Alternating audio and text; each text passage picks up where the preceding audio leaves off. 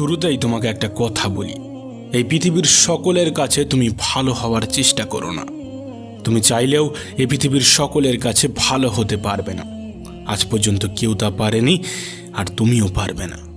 যদি সৎ হতে হয়, যদি ভালো হতেই হয়, তাহলে নিজের কাছে হও, নিজের পিতামাতার কাছে হও। কিছু কিছু জিনিস, কিছু কিছু আদর্শ মেনে চলা উচিত।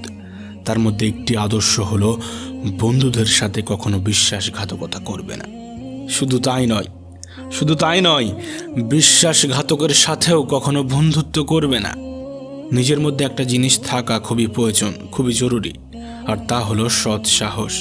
যদি ভুলকে ভুল এবং ঠিককে ঠিক বলার সাহস তোমার মধ্যে না থাকে, তাহলে তোমার মধ্যে সৎ সাহস এবং ক্ষমতা কোনোটাই নেই।